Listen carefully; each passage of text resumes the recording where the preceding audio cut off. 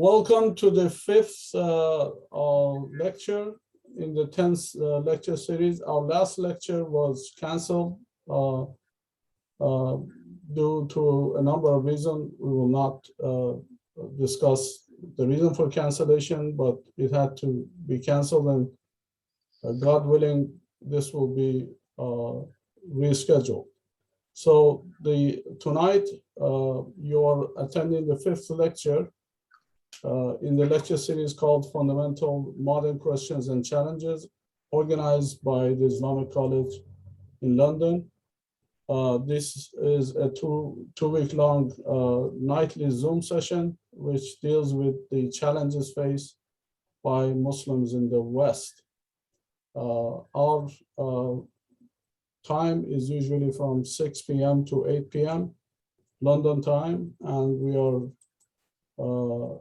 tonight we have the honor of having Sister Barek Hussain, who is a religious, who is an RP. What does RP stand for, Sister? Registered psychotherapist. Registered psychotherapist, and she's in Canada. She is of Iraqi descent. She has been practicing at the health and counseling services at Carleton University in Ottawa for the past 13 years. She helps students from all sorts of backgrounds through issues ranging from anxiety, depression, stress, culture shock, identity challenges, suicide, relationships, issues, abuse, and other topics. I forgot to introduce myself. My name is Hamid Tehrani. I'm the head of the library as well as director of communications. It's an honor to have you here, Sister Barek. The floor is yours, and it's all, I will turn off my own video. Assalamu alaikum. The honor is mine, brother Hamid. Thank you very much. I'm honored to be here, to be part of this wonderful lineup of presenters over the next 2 weeks. And inshallah, tonight we're going to be exploring something that is very close to my heart, personally as well as professionally. So allow me to share my screen. Give me a moment while we set that up, inshallah. Let's begin with salawat ala Muhammad wa ali Muhammad.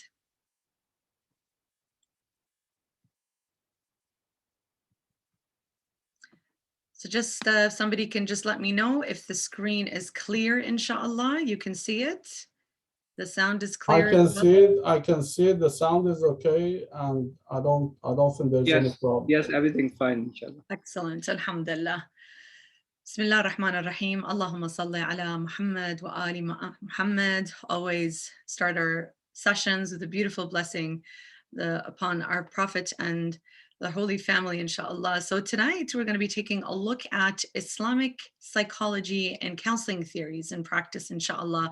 And I always love to begin this specific topic with this beautiful ayah from the Quran. Bismillah ar-Rahman ar-Rahim. In the name of God, the most gracious, the most merciful. Ala bidhikrillah tatma'in al-qulub. Verily, in the remembrance of Allah, do hearts find rest, tranquility. And when discussing inner peace or tranquility, as we see in this beautiful chapter 13 of our holy book, Surah Ar-Ra'd, it's looking at attaining this inner peace or serenity through Allah's remembrance. And I find this verse exceptionally fitting for the theme of our presentation, inshallah, as we begin to explore Islamic psychology and counseling theories that I use personally with Muslim clients in the therapeutic process.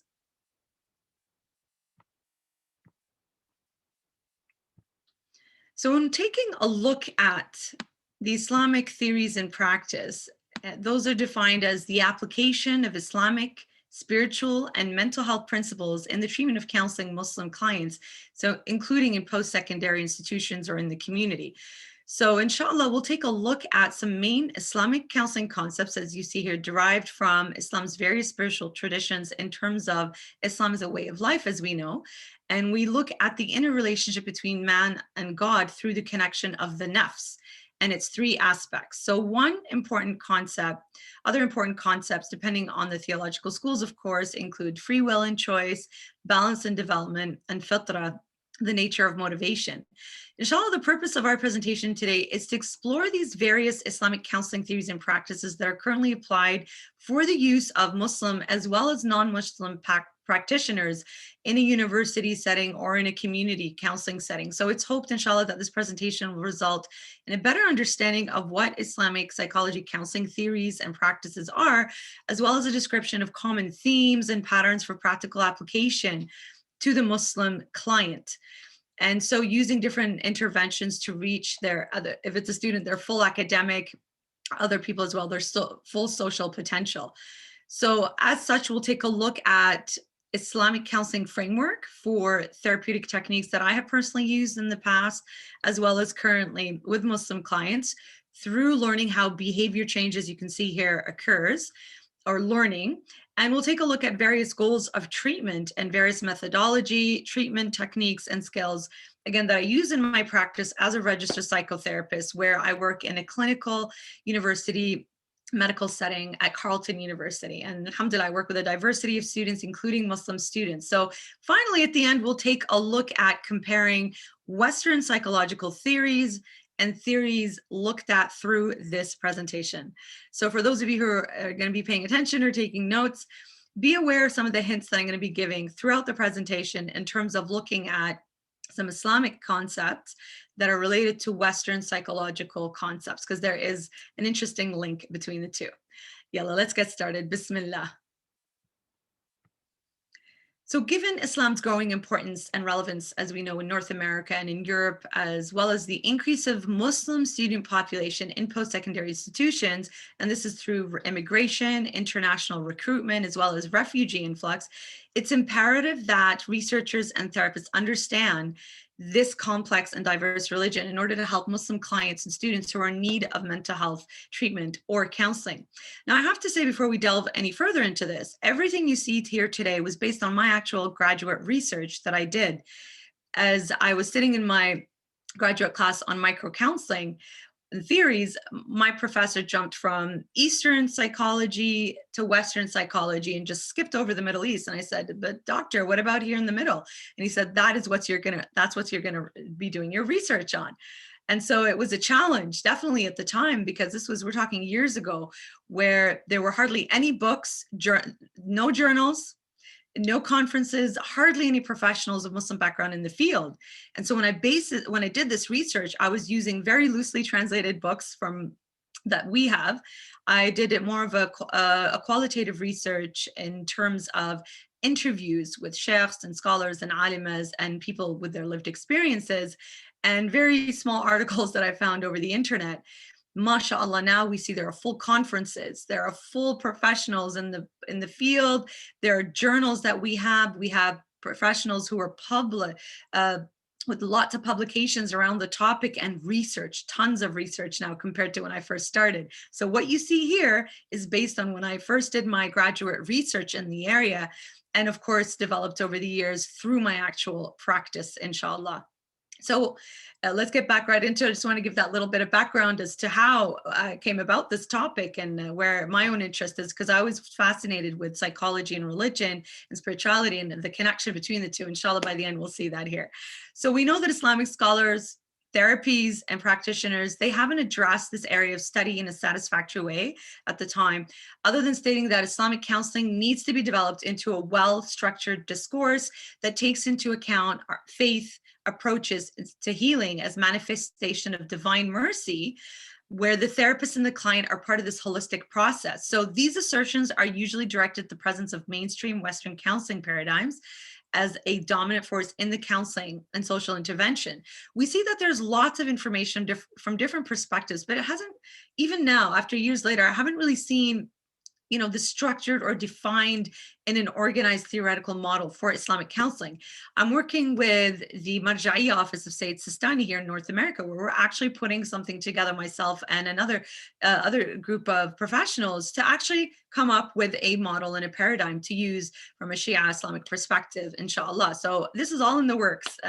Years started out in graduate studies, but throughout practice throughout the years, but now actually implementing it at that level, which is amazing to see, especially when you're a student and then you come around as a professional and you're seeing that it's being implemented, inshallah, soon. So we also see that there is this lack of methodology in social service institutions and counseling professionals themselves. They find themselves at a loss to intervene effectively with Muslims. Up until recently, I actually had a firsthand experience with social services and families where the worker could not deal with the situation at hand with a Muslim family. And so we had to intervene and speak with the head of the organization to get somebody who was culturally competent and of Muslim background to intervene in the situation. So up until now, I still see that happening, right? And then you see how Muslim clients, they find it especially at odds with their own and variance with their own, because they're not being effectively dealt with, right? So this is commonly experienced for the client as an inability on the side of the counselor to fully understand them, and it can be extremely frustrating. So given that Islamic counseling is not yet in a form where its actual implementation can be monitored, regulated, it first requires some guidelines that can be integrated into a theoretical framework. And we see, like we said, over the years, more and more therapists are trying to do that. So again, the purpose of our presentation is to present various ideas from different Muslim counselors, psychologists, psychotherapists, psychiatrists, including religious spiritual leaders, schools of thoughts, and other sources in an attempt to provide this possible theoretical framework, inshallah. So we're going to take a look here, inshallah, at a few various constructs and looking at spirituality as a way of life. Now, I'm presenting in a way to an audience, perhaps, I'm assuming, that has the basic knowledge, of course, of Islamic background, whether you're a Hausa student or a professional in the field or practicing Muslim. So if I'm going to be presenting basic concepts, please forgive me as I do go through that, especially when I present this topic to non-Muslims, right? Or practitioners who are of non-Muslim background. So we're going to go through this part quickly, but we're going to look at it from a psychotherapeutic perspective, even though we're very familiar with these concepts. So spirituality is a way of life, the definition of Islam in relation to the self. We're looking at the nafs and its three types, which is part of the core concepts when we take a look at Islamic counseling, free will and choice. We'll take a look at balance and development, as well as fitra and nature of motivation. Now, a lot of these things you probably know more than me. I'm just going to go through the basic 101 with that, and I'm sure you're well versed in these, inshallah. So when taking a look at these ideas, we know that in Islam, man is considered a composite of the physiological, the psychological, the mental, and the spiritual components.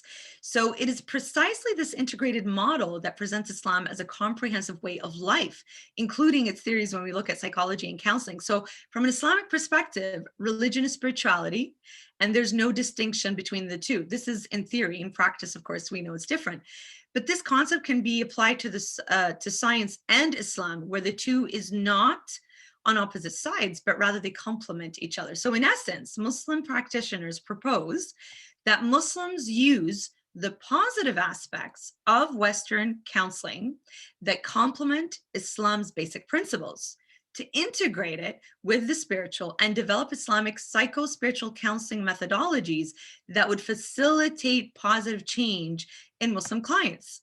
So if we take a look at Western psychological theories, we see that they tend to focus only on one aspect of the self. So for example, psychoanalysis, it focuses on the unconscious part of the self.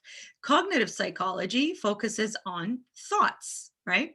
Behavioral psychology focuses obviously on behavior, right? And so we take a look at the newer, more integrated therapies. They've attempted to bring in the spiritual dimension as what we see in existential humanistic psychology, and what that field has attempted. However, they're still deemed as incomprehensive by many Muslim psychotherapists, including myself, as they do not really incorporate the spiritual aspect of the self that is connected to God, right? So Islamic theories attempt to understand the self, which requires a study of the spiritual aspect of the self. And so what our Islamic counseling requires then is to incorporate the spiritual dimension, which then encompasses man's relationship with God within the therapy, right? This is the key aspect here. Within the therapy to contribute to more comprehensive techniques that will increase the effectiveness. Therefore, what does this do? It facilitates the client to improve the quality of his or her life. So some fundamental questions that relate to man's existence are asked in this process, such as where have we come from, right? What is our purpose in life? What happens after we die? This is, however, from the Islamic counseling perspective, all in relation to God, because these are questions that we ask regardless in philosophy and life and psychology. However, what we're proposing and what I'm looking at specifically is how to connect it in relation to Allah subhanahu wa ta'ala. So let's take a look here. Again, I know you know this, but this builds up the understanding of the counseling and the psychology perspective when we understand and remind ourselves, right, in terms of our definition of what Islam truly means, right? The root word we know from salam, peace. And so the meaning of Islam is to be at peace and submission and surrender. In other words, to be at peace with oneself, right? And to submit to Allah subhanahu wa ta'ala. So this is to be, to submit to God is that central basic concept that we have. And so from an Islamic psychological perspective, that concept of the peace, the nafs, and free will, and all of these incorporate the common element of empowering the client in terms of that spirituality, and again, connecting to Allah subhanahu wa ta'ala. So when discussing this peace, the implication is that the client is seeking to find an inner peace that will ultimately bring him or her closer to Allah subhanahu wa ta'ala. So let's take a look here at the concept of the nafs. And this is where I get really excited about talking about this, because it is so essential to psychology. And I just don't get sometimes how people can miss this part and not include it. But then again, that's why we have different schools of thought, just like we do in our Islamic schools of thought, right? So let's take a look at this concept of the nafs, right? We know the Arabic word, it's the Arabic words that you translated as the self or the soul, right? And I'm just going to put everything up here so it's easier to not miss anything. And so we know that the nafs can be good or evil, as it can be pulled towards higher potentials or to the lower potentials of ourself, the lower parts of ourself. And so due to the different possible states of self, many different types of nafs have been described in the Holy Quran. So there is an agreement that I've seen amongst scholars that the Quran has described at least 3 main types of nafs, ranking from the worst to the better one in its entity.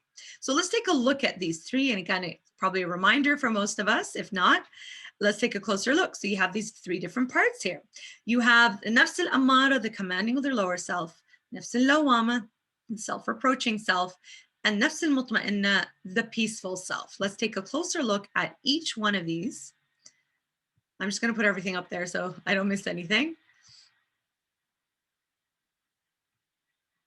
All right, so what we have here is nafs al-ammara to start off with, the commanding of lower self. And we see in Surah Yusuf, Bismillah ar-Rahman ar-Rahim, وَمَا أُبَرِّئُ نَفْسِي إِنَّ النَّفْسَ لَأَمَّارَةٌ بِالسُّوءِ إِلَّا مَا رَحِمَ رَبِّي إِنَّ رَبِّي غَفُورٌ رَحِيمٌ.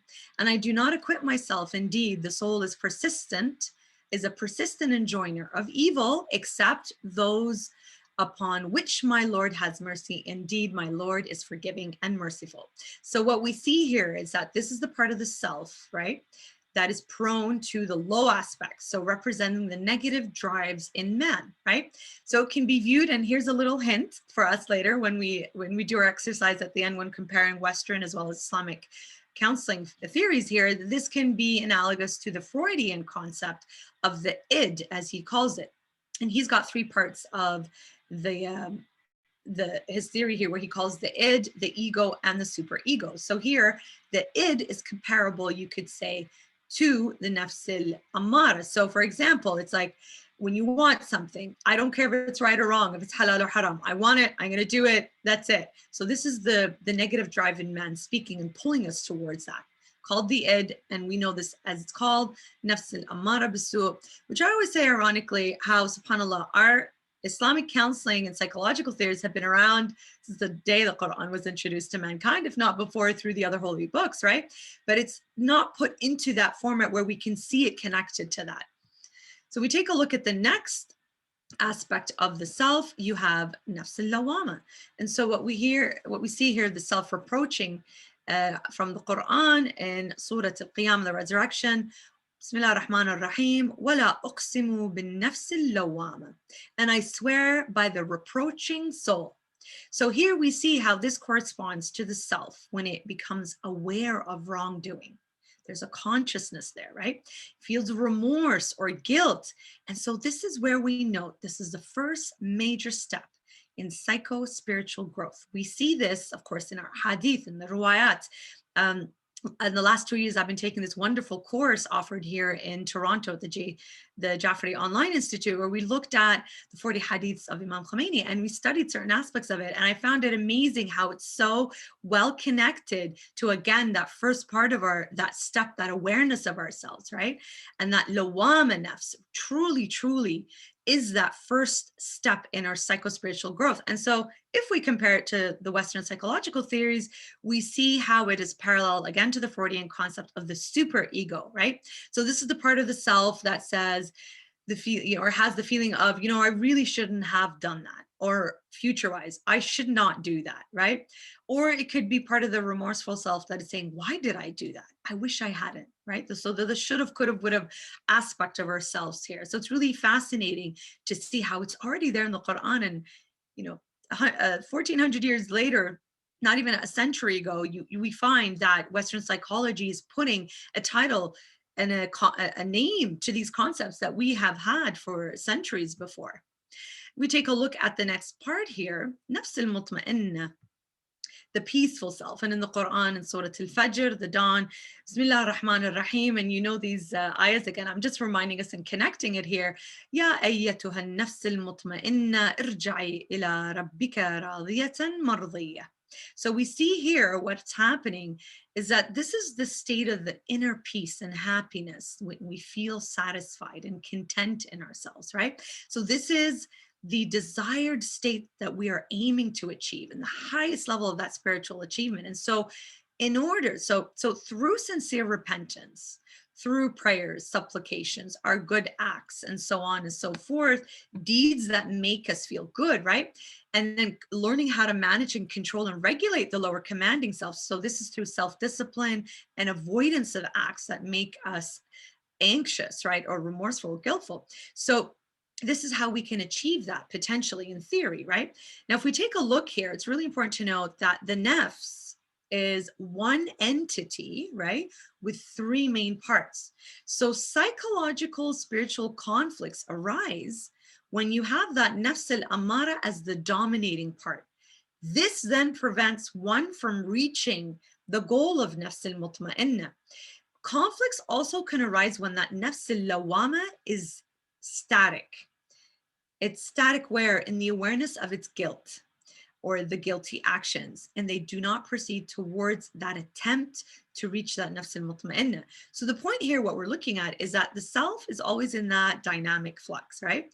So the same person can experience different states within themselves at different times. And that's why we're always in that dynamic change and fluidity, so to speak, when it comes to our emotions and different parts of our nafs, right? And so this leads us again, when we continue on, nafs al-mutma'inna, jihad al-nafs, right?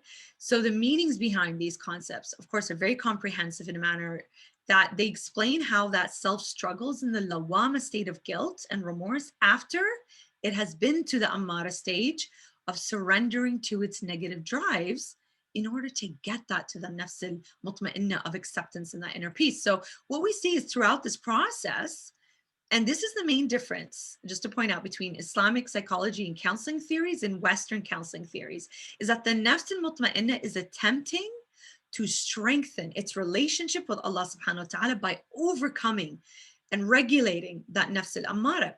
So in essence, it is a journey of the self to Allah, which takes place in order to attain that inner peace. So within this journey, there are choices that we can make to get to where we want.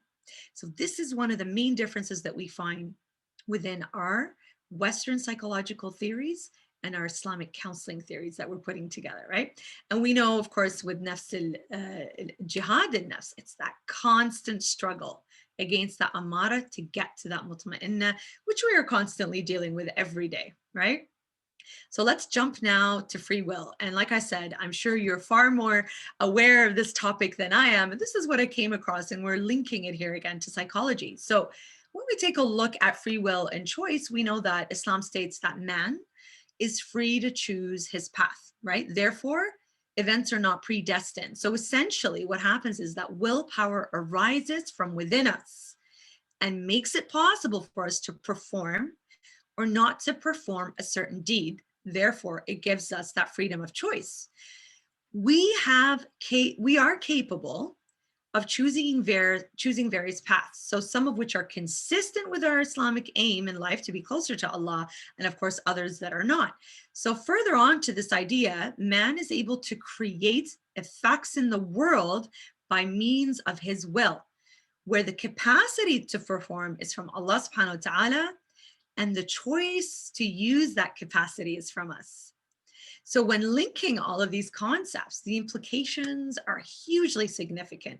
For example, a person who is depressed, they don't necessarily choose to be depressed, right? So the depression occurs when the nafs al-ammara is dominating the nafs al-mutma'inna, therefore preventing an inner peace from occurring.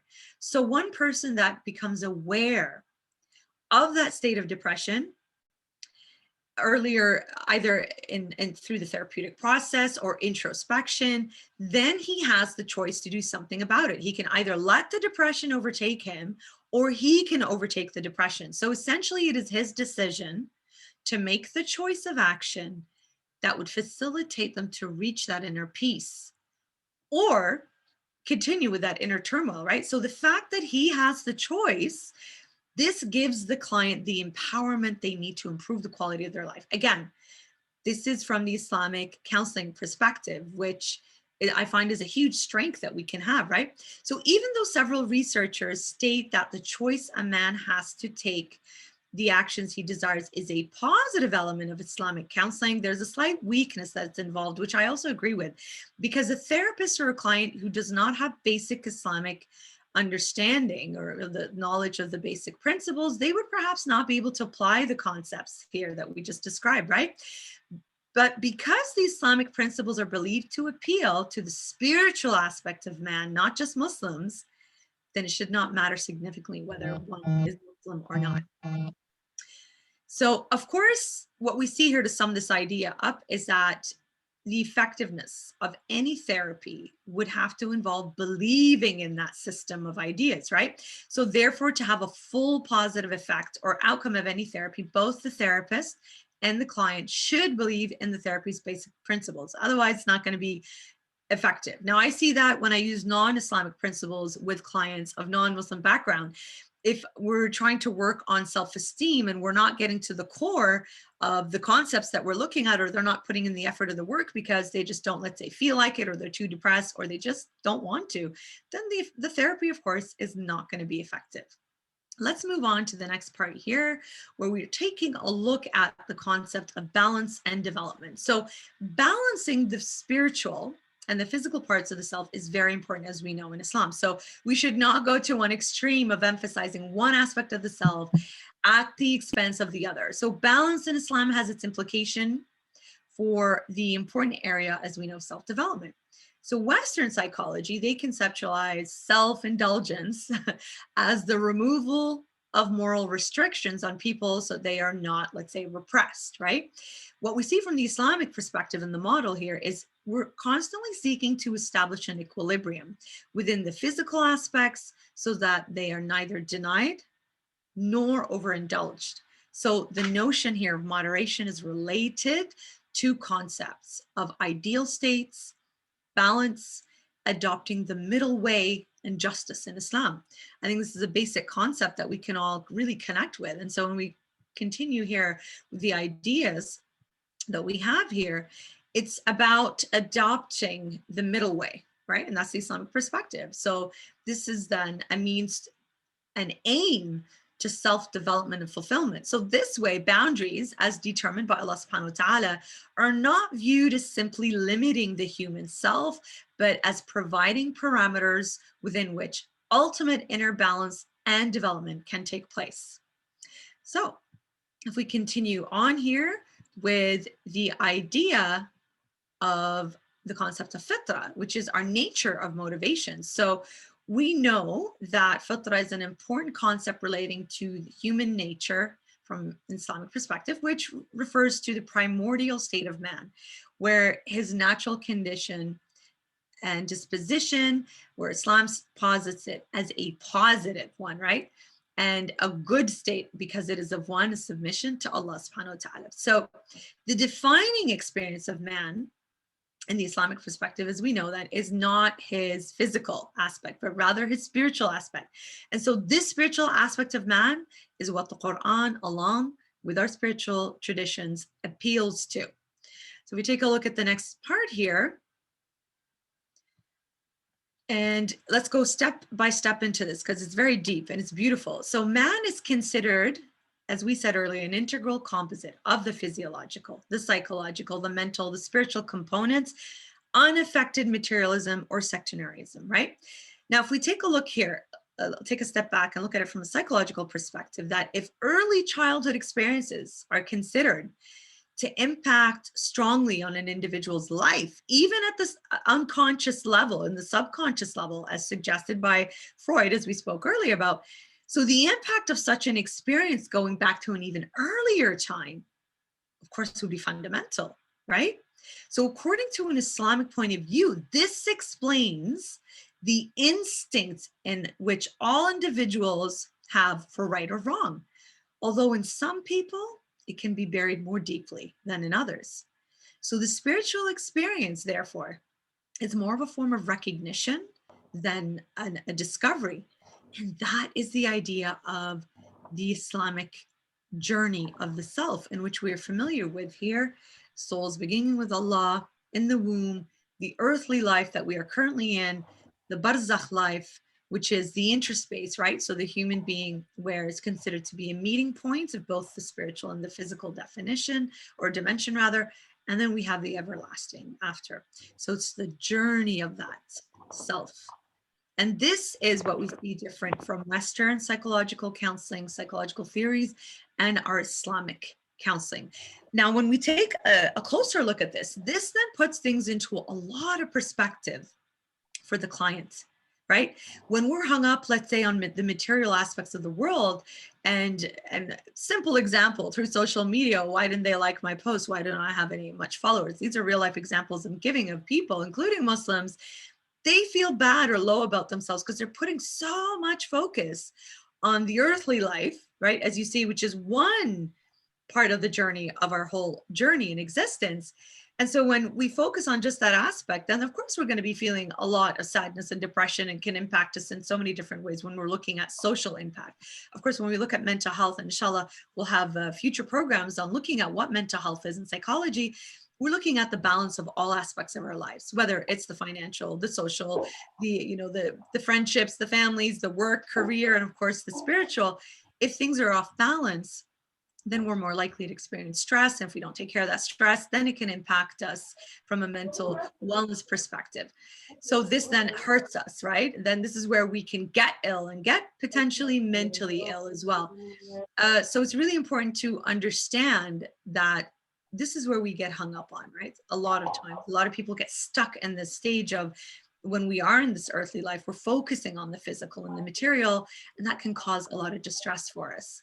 So the Islamic perspective gives us the advantage of looking at ourselves as part of a journey that has multiple stages before we come into existence, into the womb and the earthly life, and then afterwards as well. So it truly puts things into perspective when we talk about getting that nafs and that submission to Allah, to attaining that peace. So another perspective.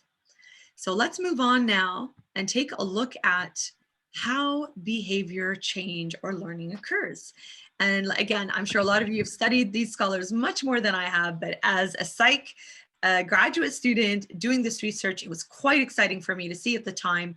And I learned over the years that there is a Shia connection. So let's take a look at this. So through my exploration of the Islamic counseling perspective of behavior change, I found this Islamic philosopher who had already developed a model of change. So Imam Ghazali, who was an Islamic philosopher and theologian, mystic from this time frame, he proposed the 6 steps towards change.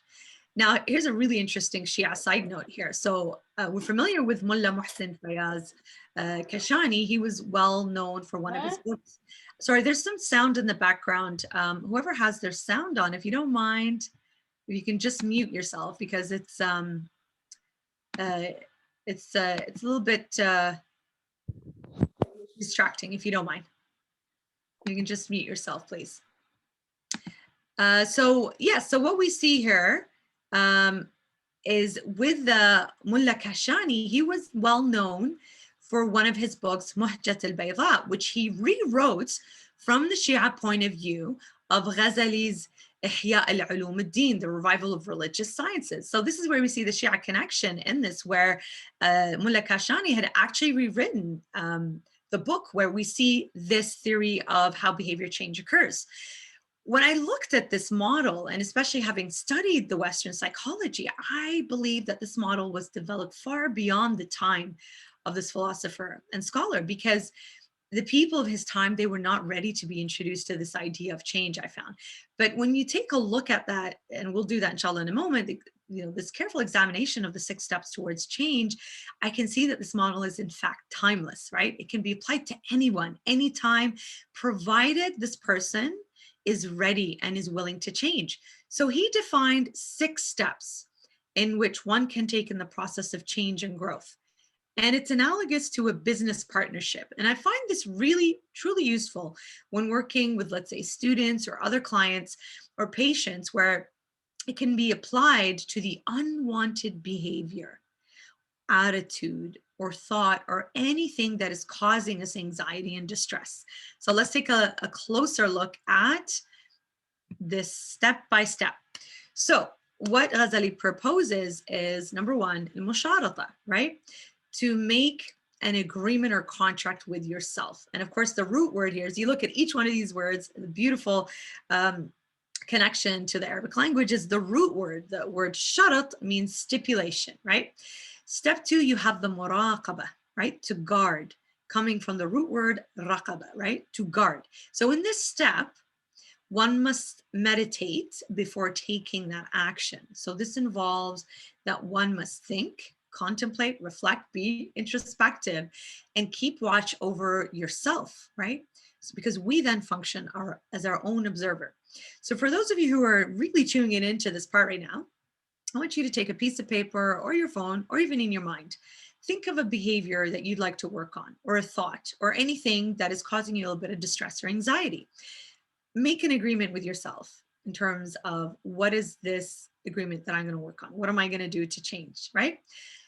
And then we're going to start the muraqaba. Like, how would you guard yourself? How would you observe yourself? You don't have to do all this now, but I want you to go through the process with me where you can apply it later on, inshallah. This is where we're taking theory and putting it into actual practice. And I use this quite a lot with my own clients and patients when we work on behavior change, especially the Muslim clients. They love this model. I send it to them, and then we work step on step on creating this behavior change. So do muraqabat al-nafs with yourself, and then step 3, we do al-muhasaba, which is to evaluate and taking account. This hisab, the root word hisab is account, of course, and so this step involves self-examination, and it takes into one's account of our own action, and it continuously checks within ourselves if we're upholding our agreement, right? So for example, I'm going to be exercising every day, something simple. I want to be more healthy, or, I'm going to add more spirituality into my life. I'm going to make sure I'm going to read more du'as or Quran. I'm going to do daily ziyarah, especially right now leading up to Arba'iniyah. So maybe you can work on something like that. It could be small steps, right? So then you look at how you're going to uphold this. Okay, am I working out every day? Am I making sure I'm eating healthy every day? I'm sure I'm getting my sleep in. Am I making sure that I'm doing my daily du'as, or every, after Salah, am I reading my du'as after the Salah? Am I doing my ziyarah every day? So you watch yourself, maybe even on your phone, honestly, put a reminder on your phone and see how you can, that's part of how you can do the muhasabah. Did I do it or not? Next steps, we take a look here at the musharata, the mu'aqaba. I don't really like this word because it has a lot of negative connotation, right? To punish. It comes from the word aqaba, to punish. I prefer the word control. I find that when we use negative reinforcement, it's not very effective, especially with children. Let's say the positive reinforcement goes a long way, right? So let's perhaps soften this up and look at it from the word regulate, control, manage, right? So we're going to do, or rather consequences, right? So if we do not honor our own contract to change, then we must have some kind of consequence for ourselves. So for example, you didn't exercise today, you're not going to have that chocolate ice cream tonight, or whatever favorite sweet, for example, right? So you kind of take away, that's my consequence. Or I'm not really sure how you can do that with your Daws. I think for here, if you didn't do it, you just make sure that you do it next time, kind of thing, because you don't want to connect a negative connotation and creating a negative memory with something that is positive. What happens here, the brain will then make a linkage to the memory and the emotion and the feeling and the thought that's involved, and it becomes a distasteful one. You want to make a positive, hence we use positive reinforcement, right? So in this case, consequences. All right, you don't get the ice cream today, you didn't work out, that's fine, you can get it tomorrow. Make sure you exercise, for example, or get your steps in. Number 5, in mujahada. So this links back to jihad an-nafs earlier, to make effort, to strive, to struggle, right? It comes from the word jahad, effort. And so what we see here is, this is the step one is fighting against their own lower self, al-amara, right? We said, and its lower inclinations. So this is the stage of continuous and consistent struggle to overcome one's nafs. So this is an important step where the change occurs, again, through the self-struggle. Then we have number 5, which is the mu'ataba, right? To rebuke, coming from the word ataba, which is to repent. And in this step, what we see here, if one has not successfully maintained the contract, then we make the effort to turn around, regretting, changing, correcting, advising, bettering, improving one's ways on recognizing the mistake or the error or what didn't work this time, right? So it's very forgiving, if you notice. A lot of self-compassion. What didn't work this time? What can I do to improve it? So this is one's responsibility and choice to learn from this setback to improve the next contract, inshallah. So let's take a look at this model now in the cyclical form here of everything that we've gone through. So this model here, it can be used as an integral aspect in the development and implementation of Islamic counseling and psychological theories. And of course, it can be applied in a therapeutic session with clients, as I've attested to it over the years, using it with my own Muslim clients. And I even use it with non-Muslims, but maybe not using the Arabic terminology, of course. But this is something that is very interesting, and to connect ourselves by creating this step-by-step change. Now, this is also analogous when we take a look at Western psychology. It is analogous to Dr. Robert Ellis, who is very well known for creating this type of contract with oneself to work on oneself and behavior change. So here's a little hint for you later on, inshallah. So let's take a look at the next part here, where we're going to take a look at, after we've gone through all these Islamic concepts and how we connect it to psychology and counseling, we see how they're all very well connected, subhanAllah, and practical as well. So now let's take a look at the next aspect of looking at our goals of treatment. So the goals of treatment, when we look at it from an Islamic perspective and counseling perspective, it presents itself from a therapeutic and spiritual point of view. Therefore, it emphasizes again the role of spirituality in our therapy. From a simply therapeutic perspective, the goal of therapy doesn't necessarily mean happiness, right? Because everybody comes to therapy asking me, I want to be happy. I'm like, what's your goal in therapy? I want to be happy. I'm like, I still haven't figured that out. So it's not necessarily about finding happiness, but acceptance of our reality and strengthening with coping mechanisms. So this is very common in my work with students, clients, and of course, this can be applied to our Muslim students as well, right? And Muslim clients. So also from a moral and ethical issues, this standpoint, they should not be avoided, right? And problems should also be clarified so that our clients and Muslim clients, they can judge for themselves the quality of their behavior and their ideals. So I find that especially when you're dealing with Muslims, I have a lot of Muslim clients, as soon as they see me, they become almost embarrassed, almost shy, horrified. I've seen some people when they see me with hijab. And it's because of the fear of judgment, right? They are afraid of how I'm going to judge them with all the haram or the mistakes perhaps that they've made. And so in the therapeutic process, it is a safe, non-judgmental space And I always say, I'm not here to judge, I'm here to support.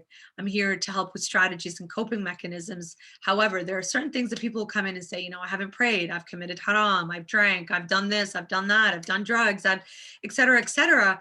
And so I find that it's important for the client to bring this up, of course, not our role, but when it is brought up, we face them. We look at these moral and ethical issues, we face them, we make them part of the therapy if the client wants to work with that. So this, I find, will create a trustful relationship with the therapist. And this is crucial, to have that trust with your therapist, right? We look at the clarification of the problem and the conflict, which then influences our positive outcome.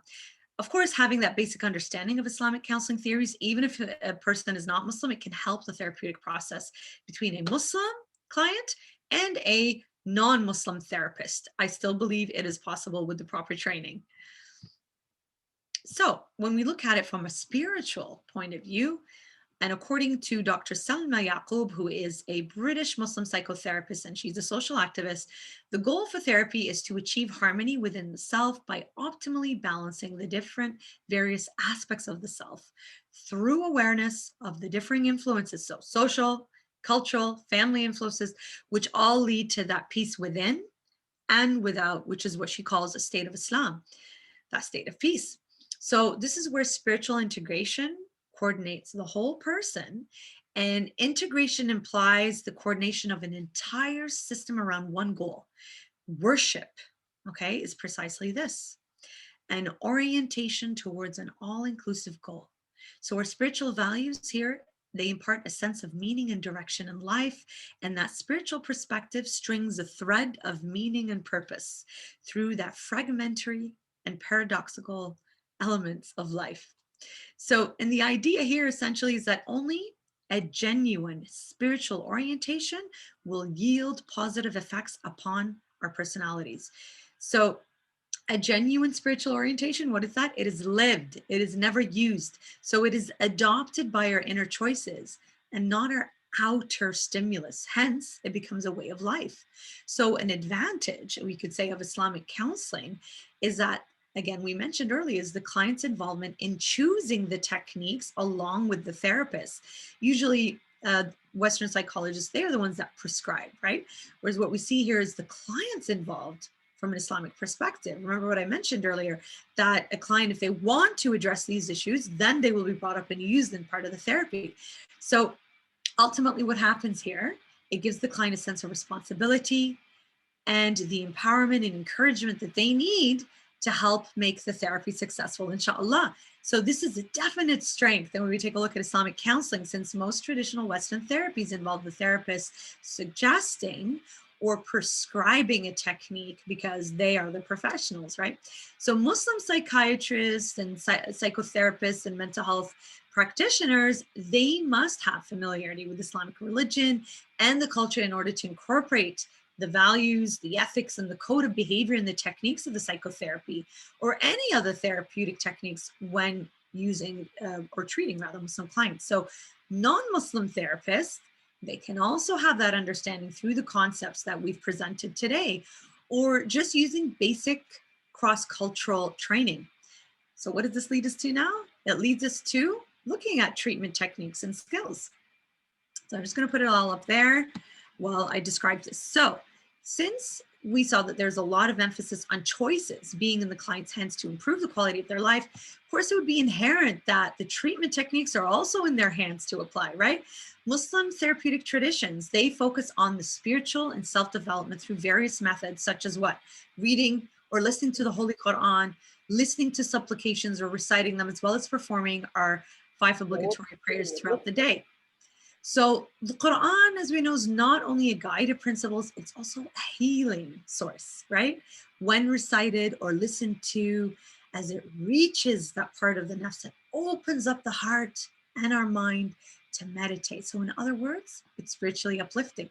So in times of distress, anger, frustration, depression, anxiety, all of these negative emotions and states that we're in, we know that the Quran can give the nafs the peace it is searching for. And we have studies and studies that now show its therapeutic value. Here we have a few verses from the Holy Quran relating to our topic. And usually when I present this presentation to, let's say, non-Muslim therapists, what I do is I have a link here. I'm not going to do it here because we're all familiar with it, but I'll turn on a link of one of my favorite reciters, and I'll tell them, sit back, relax your muscles. We'll do some grounding techniques, breathing techniques, and I tell them, listen to it, what you are hearing. And I'll have the words so they can look at the translation, but essentially I'll get them in that grounding state where they can take it in the way we described, opening up the soul and taking it in and we know that when the Quran is listened to, especially verses when they're performed by reciters who capture the depth and the beauty of the words, this nafs again is entranced, right, in its essence, and it finds that peace in that it's searching for. So I'm not going to do that here now, but I'll ask you, for the sake of time, inshallah, later on, for you to find your favorite recitation. One of my favorites is from Surah Al-Hashr, from Sheikh Tablawi and also Sheikh Al-Manshawi. These reciters are phenomenal, old school style. I used to really be into that when I was younger. You know how teenagers are into music and stuff? I was into listening to different Quran reciters. Now I'm into the Rawadid and the Latam, especially during Muharram and Arba'in. And so what happened, I became very familiar with them and I had my favorites. And this specific one where it talks about Allah's power and how the Quran came down and how the power of God can, blast mountains. It's quite dramatic in the way it's recited and it opens yourself up. Beautiful. So find your favorite verse, do some grounding techniques, relax your muscles, do some breathing, and do it from a psychotherapeutic perspective. Trust me, you'll look at it in a very, very different way than we normally do when we recite Quran. And it's very, very healing. Part of mental health is when we look at, and especially the misconceptions around it from an Islamic perspective, is that we say, oh, you don't have enough faith. You're not reading enough Quran or du'as. And sure, that could be part of it. However, this is, I find, a judgment that we give upon people. And I'll give you an example why. And in future sessions, we'll get more detail. But the crux here is that when somebody is dealing with a mental health issue, it's very similar to when somebody's dealing with a physical issue. If they break an arm or a leg, you don't tell them, go read Quran, you'll feel better. In that moment, they need drugs. They need morphine. They need to go to the hospital, get a cast, get the painkillers. They're not going to be receptive to the spiritual at the moment. They need to deal with it physically. This is the same idea when somebody has a break of the mind, right? This is when they have a psychotic breakdown or they're dealing with deep depression or anxiety.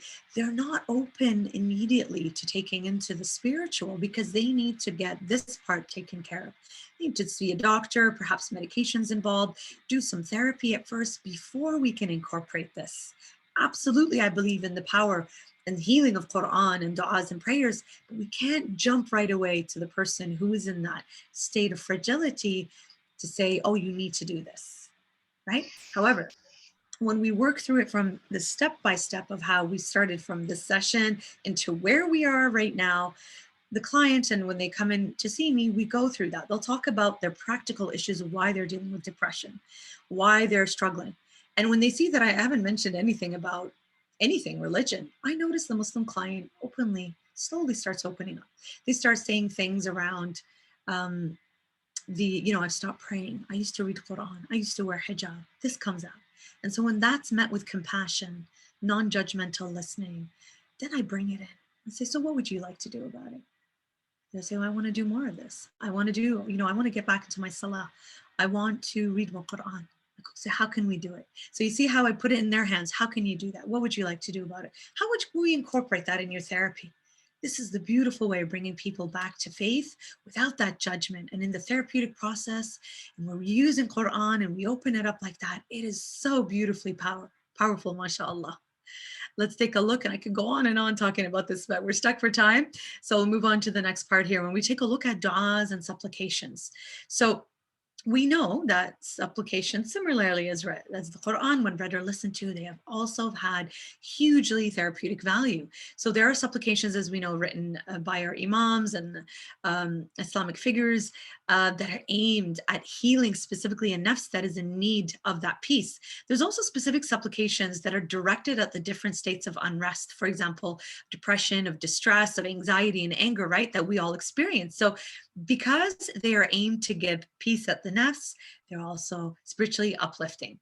So spiritual supplications, of course, they can be found in tons of volumes written by the scholars, the imams, the descendants of our Prophet sallallahu alaihi wasallam. Of course, I'm talking and referring to, especially these days, from Imam Sajjad's Mafatih al-Jinan, and so the keys to felicity and Sahifat al-Sajjadiyyah, the Psalms of Islam.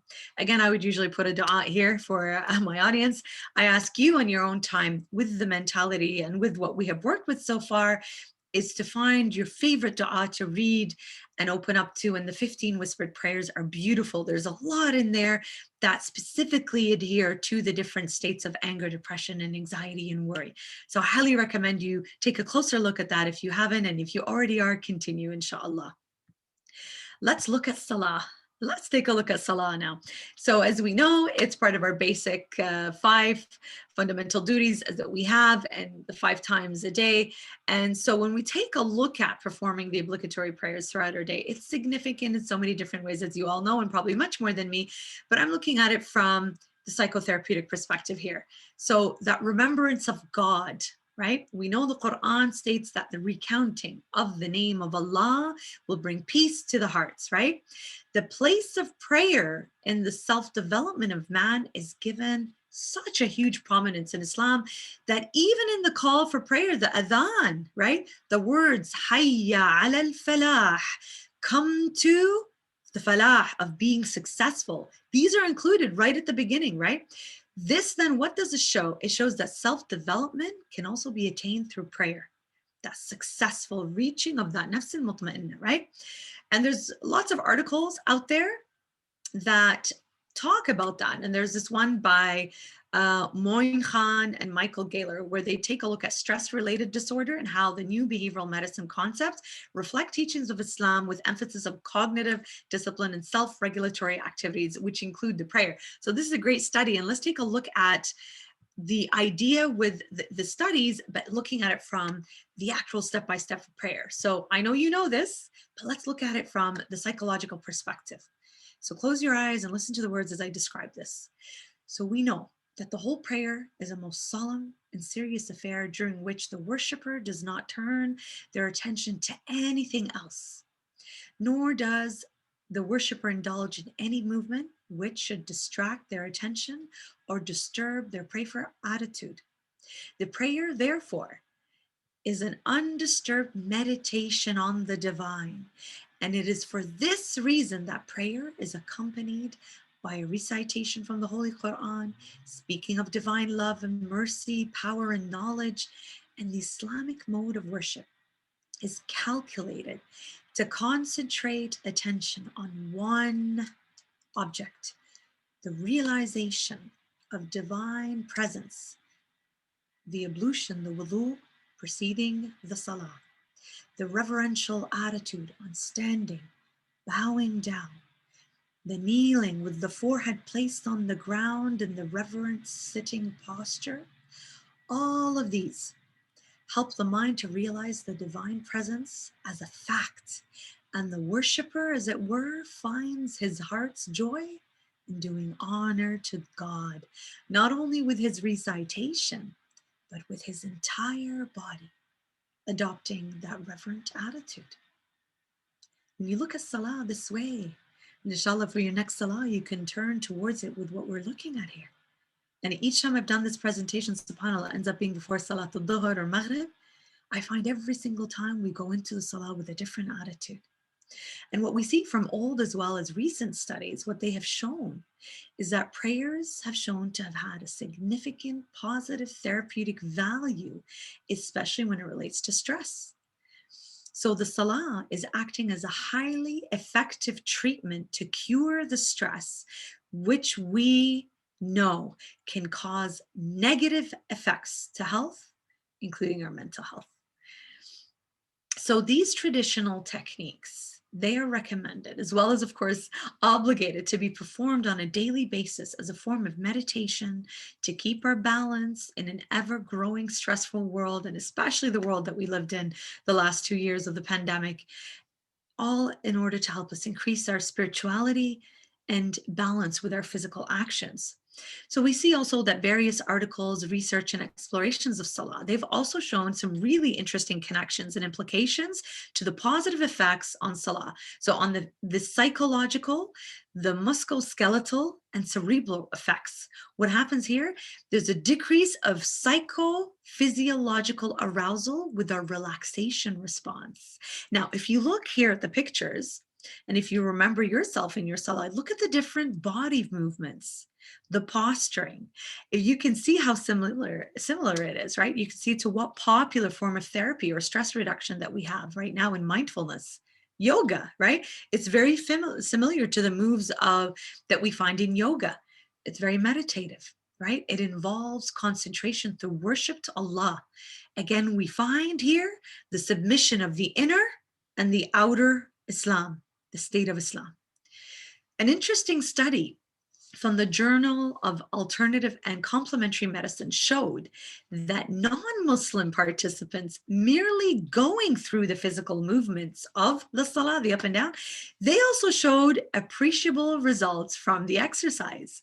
They weren't even Muslim, yet the movement of going up and down, putting their heads on the ground, the sitting, all of that showed, because it showed the relaxation response. Hence, the physiological responses had a huge impact on their distress levels. So this is fascinating. Those who are interested in the studies, I can send the links afterwards, inshallah. Again, I get very excited talking about this because, again, this is something that we've known for centuries. Sometimes we forget ourselves in our Salah. Sometimes, there's things we have to get done, or there's this joke, and forgive me for saying it, but it shows our weakness sometimes, the things we need to improve on. The joke of, if you forget something, go pray, you'll remember. The idea here is that sometimes we don't focus on what Salah is all about, and we're thinking about other stuff. We have that all the time, and that's part of the distractions that we all experience, and we always try to improve. But when we look at it from a psychotherapeutic perspective, that form of concentration and meditation and awareness and submission to Allah not only helps us spiritually, but it helps us from our physiological response, and it helps us mentally as well. SubhanAllah, beautiful. I could go on, but I'm not going to go do that right now. So let's take a look at what other techniques are there when we take a look at the psychotherapeutic aspect from Islamic perspective. So as strong as the implications are in these techniques that we described already, there still remains many who continue to have emotional disturbances in their life, right? So they could be technically religious or spiritual, but they could still have depression or anxiety. And it's not a lack of prayer and du'as, like we mentioned earlier, or a lack of faith. So one possibility of why this may be occurring is the fact that there needs to be more comprehensive education on the benefits of the techniques to promote it to people. Most Muslims are knowledgeable, like we said, about how to perform them. We're raised from an early age, right? It's part of our daily lives as well. However, there's this lack of deep understanding of the benefits one can attain through performing them with the full understanding and belief, right?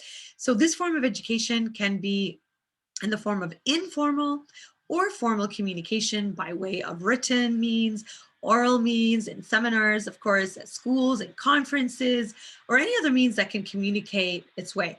Another possibility for why there continues to be emotional disturbances could be the negative attitudes that the scientific world holds towards what is not material. And I find that's the case with a lot of schools of thought and psychology. So if there is that change of attitude, then the scientific community and possibly others will follow in considering the non-material as an acceptable subject to explore further.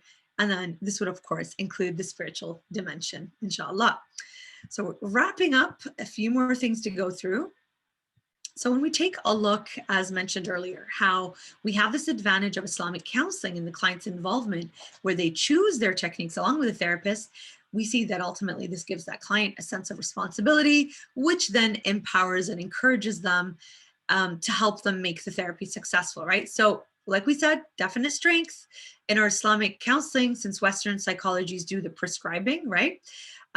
It's important to note that therapists having familiarity, so non-Muslim therapists having familiarity with the Islamic religion and culture, will definitely contribute effectively. Like I said, I've recently seen the lack of it, where I had to elevate it to supervisors, where they had to get proper Muslim counselors and social workers involved. So because here, then they can incorporate Islamic values, our codes of ethics and values and behavior in the techniques of the psychotherapy or any other therapy that we have when treating Muslim clients or even people of faith. I actually use some of these techniques with Christians and Jews and other people of faith because they connect to the idea of God, right? So you don't have to necessarily be Muslim.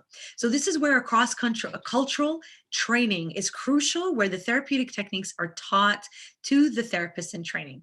So questions arise with religious and non-religious clients, and I use this, from my own examples in therapy.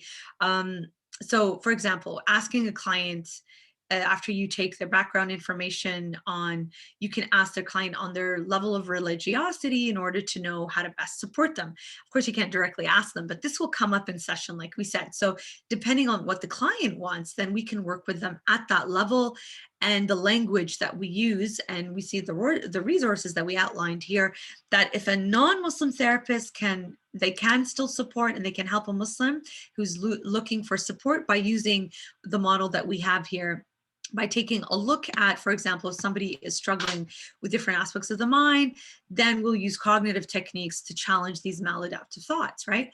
And of course, incorporating what we mentioned already from the Islamic perspectives in terms of the nafs part, right? We can use the contract here of the self to work through our maladaptive behaviors, for example, with the body, using behavioral techniques, emotions, exploring the feelings and identity, unresolved trauma, perhaps, or tensions. We use these different approaches, the client-centered approach and psychodynamic approach, but incorporating some of what we've already mentioned before. I'm not going to go repeat, but you know what I'm talking about. So let's go on to wrapping up. And I think we can have some involvement here. I don't like speaking all the time. This session I did. Let's now get the crowd back involved. And I'm going to ask some questions. We'd like your involvement if you were paying attention throughout. This is, I wouldn't call it a quiz, but a little review in terms of taking a look at the different theories. So who can answer this? Nafs al-ammara al-lawama, the Islamic concept and a psychological concept. What is this comparable to Western psychology? Which theorist and which concept? Do you remember? Please feel free to jump in.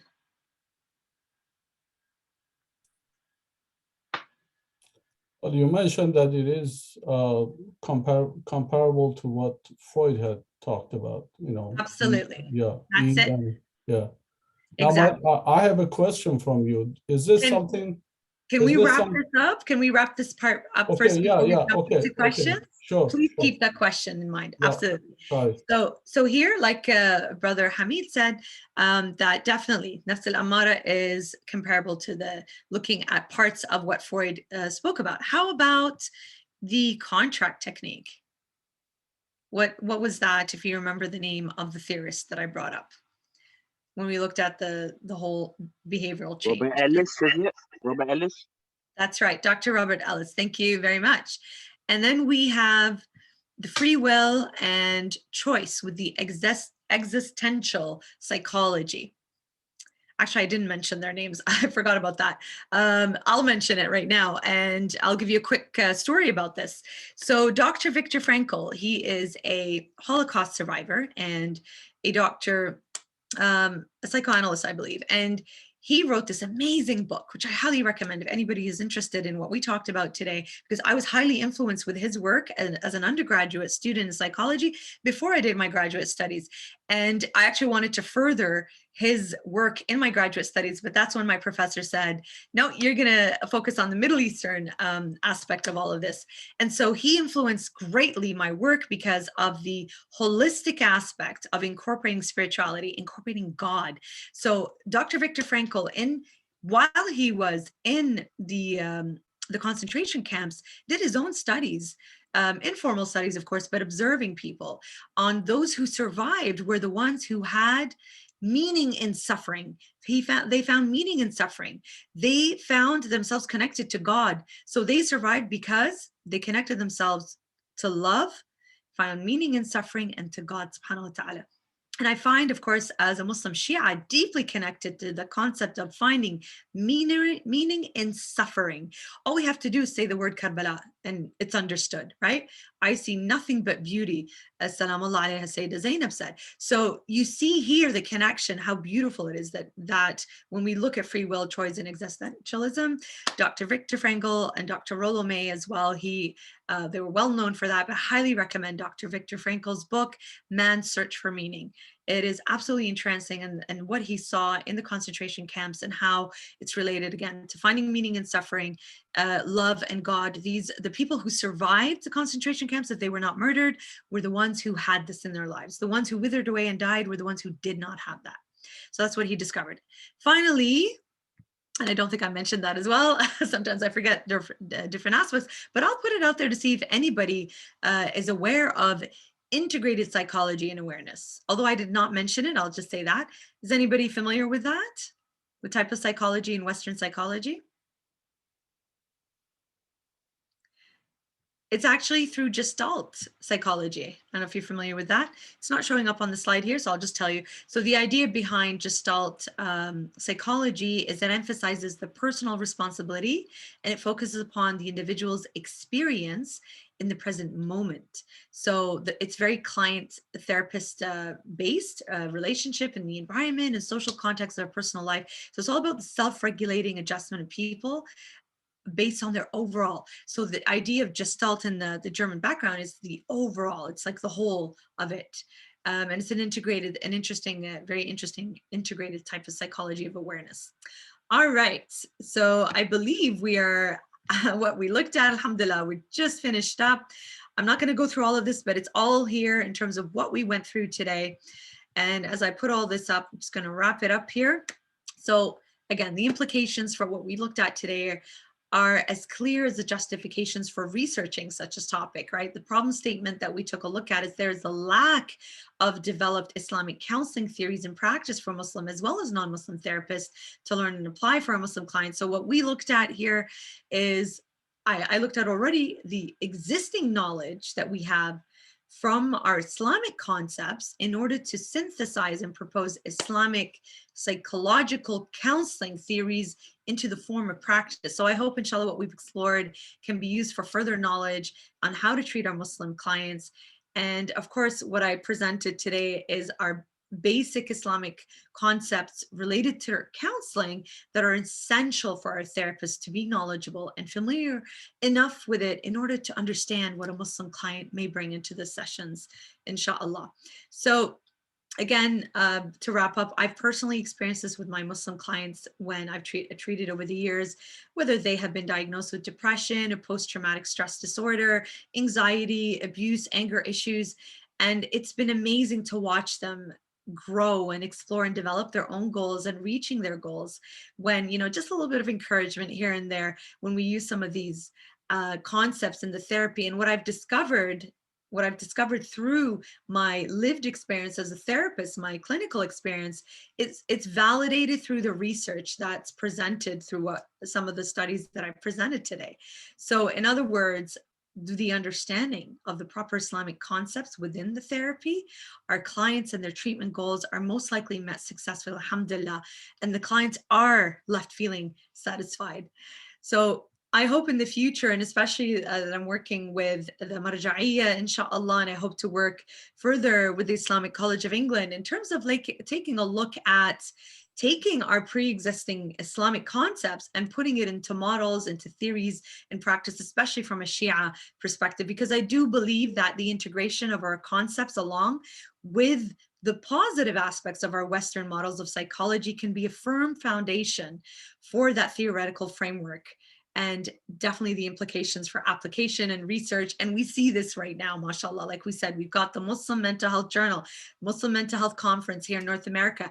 I know in England over the last few years, having worked with a lot of scholars and working with a lot of people of different backgrounds who are very passionate about mental health, I've seen within only the last 5 years, mashallah, a huge growth within our Muslim communities, the Shia Muslim community as well, in terms of the willingness to learn more about mental health, to the point where now I see, having worked with different scholars and they consult with me and back and forth, because I consult with them too to gain this knowledge, that it's actually being spoken about on the Mambar of Abu Abdullah al-Hussain, the Hussaini Mambar. We see it in our majalis, we see it in Fatimiyas, we see it throughout the year, that our scholars are taking this from what is already there and presenting it into real, realistic aspects of what the Muslim community, the challenges that we all experience, because it has to be discussed. It needs to be explored, and from an Islamic perspective, from the scholarly perspective, but also from an academic perspective and a clinical aspect, where I come in and working hand in hand with everybody, inshallah. God bless you all. I hope I didn't overwhelm you with a lot of information. As you can tell, I'm very passionate about this topic, Ed. It's what I live and breathe daily. And subhanAllah, this work has also allowed us the opportunity to implement it with widows and orphans in Iraq. When I recently just came back from a trip where we worked with Al-Ain and Al-Kawthar organization for widows and orphans. We trained staff using some of these concepts and actual techniques, but also working with our widows and doing wellness groups and using these concepts in a way where they understand to apply it in the challenges of their lives. Thank you very much, Sister Barek Hussain, for a very informative and very enlightening lecture, presentation. God bless you. Now we're going to open the floor to questions. Please do make sure that your questions are to the point and succinct. Do not ask a couple of questions, just one question at a time. So and related to the topic, please. Related to the topic. So you can either speak your question, or those brothers who are writing really long sentences, I'm afraid I'm not going to read those. Either ask the question yourself or put your question in only one sentence, 10, maximum 15 words. Thank you very much, because we have a lot of brothers and sisters who have taken part in this. MashaAllah, I can see, yeah. Yes. Should I stop sharing the screen? Should I remove that? No, stay on the screen. You and I will have the, So Brother Sharif, go ahead. Bismillah, assalamu alaikum. Alaikum assalam. Barakallah fiki, Sister Barek. A very informative, etc. And Barakallah. But to get to the point, sorry, forgive me. Bismillah. Thank you. Bismillah.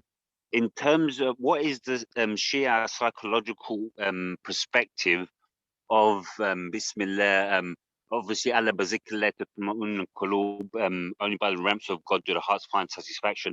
But what will be the effects on the soul, mental health, etc., cognitively, psychoanalytic thoughts, etc., and all that? What would be the effect of making dua? Sorry to say, like maybe to I'm Sunni myself, like what would the effect be on making dua either to Allah, like say to the Mahdi, to the Prophet Muhammad, or like the Christians to Jesus alayhi salam, alayhim kulluhum salam? Basically, what would that effect be to do? Sorry to say, like I don't know if Shias have the concept of shirk, but what would be the concept of shirk to do dua to other than Allah on the soul of a human being? And especially if you're atheist, what would be the effect, and how would it be compared to a Muslim doing straight to Allah? And Barakallah fi, and forgive me if anything, sorry. Assalamu alaikum. Alaikum assalam. Well, that's a deep question. And I think this is a question more directed, I would say, to a scholar or a sheikh as opposed to a therapist. I will try to answer, but if we have any scholars or sheikhs or alimas here, I would love for you to answer this. I'll just give you my awareness of it. So we don't believe that is a form of shirk if we are doing intercession through the Ahlul Bayt to God. It is not considered shirk from an Islamic perspective, as far as I know. And so for us, it's a form of getting closer to Allah through his beloveds, the ones who are closest to him. So we are not praying to them, but rather through them because of their closeness to Allah. So especially, let's say when one goes to ziyarah, and you're touching the shrine, we're not praying to the shrine, but we are trying to get as close as we can to the ones who are closest to God.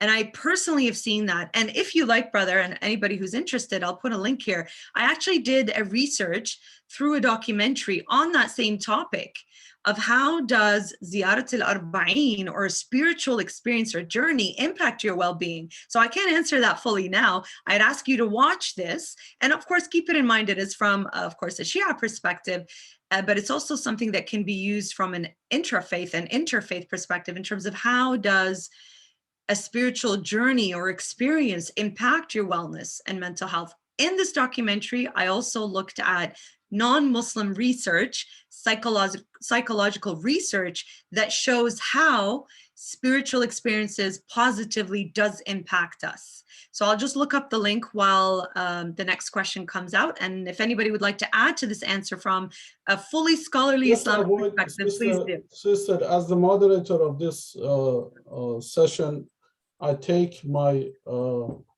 right to stop this type of interaction, because we are not debating anything about theology. No, not at all. Yeah, not at okay, all. so what the topic of your talk was Islamic psychology and counseling theories and practice. Anything How it impacts. within this parameter, we will be happy to respond. Let's move on to Brother Bilal.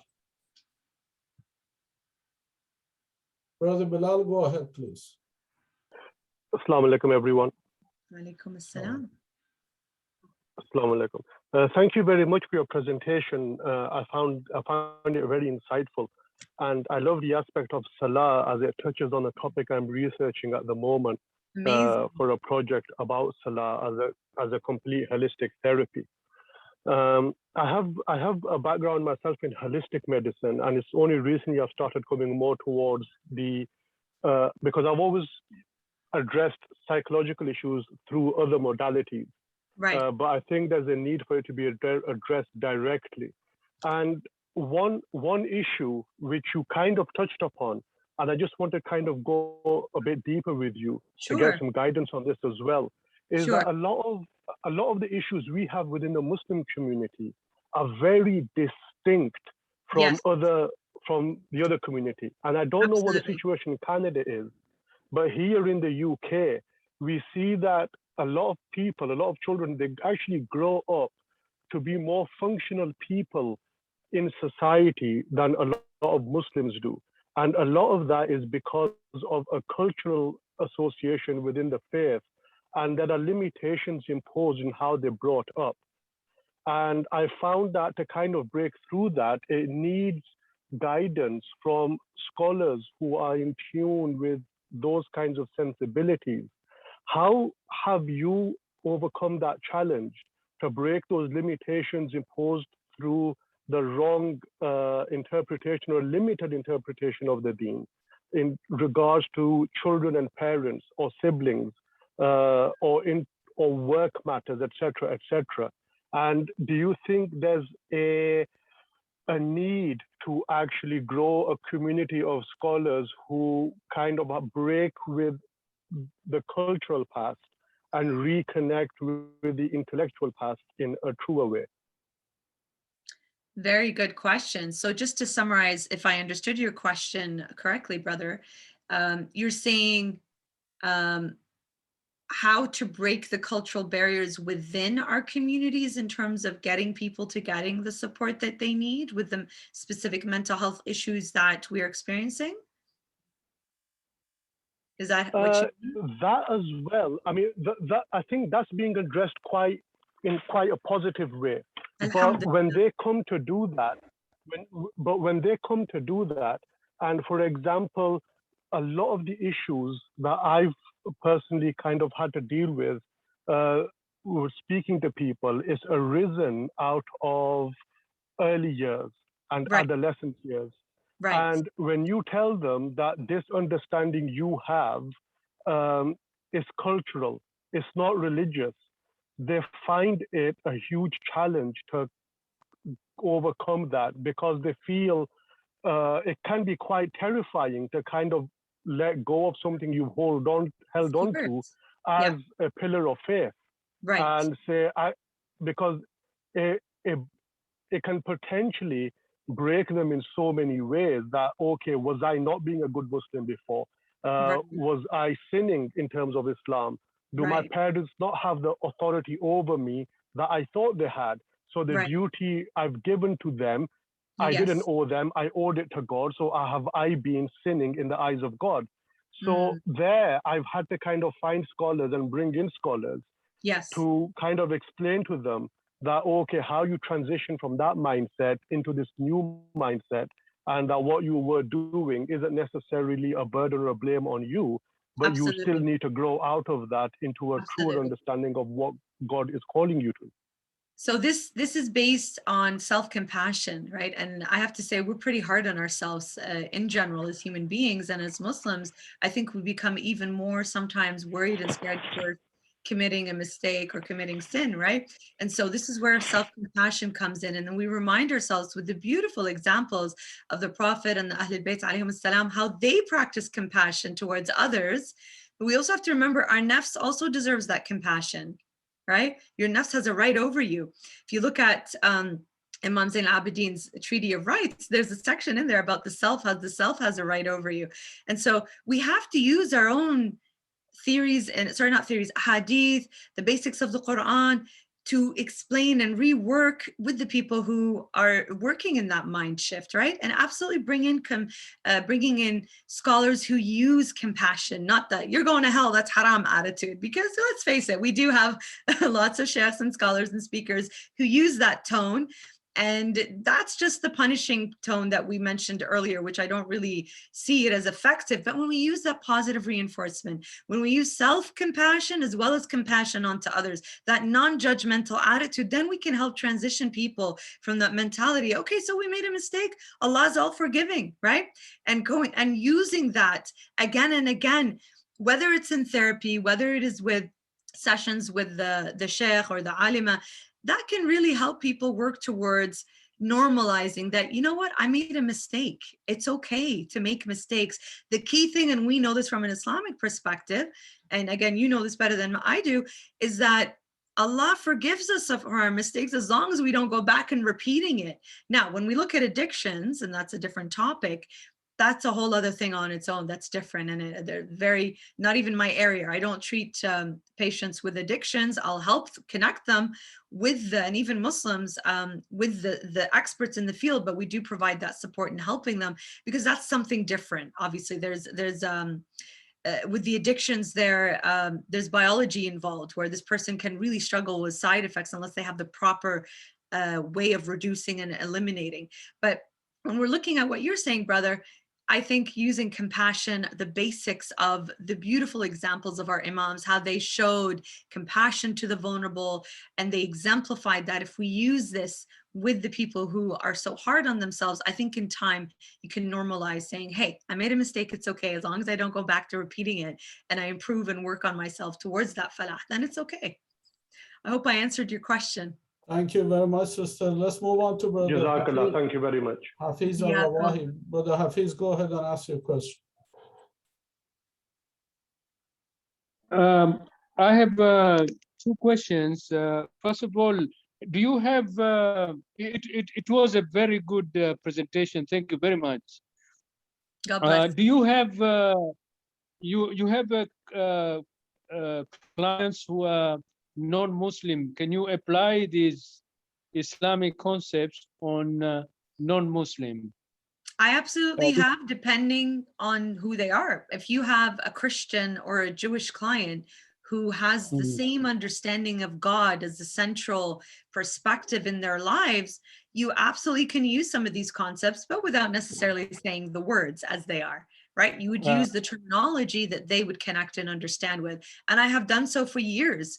And I find that a lot of clients and patients from different cultural backgrounds, whether they're Muslim or not, they connect to these ideas. I've seen that firsthand. And that's the beauty of when we take a look at Islam concepts, it's universal to man's inclination towards God for those people who are.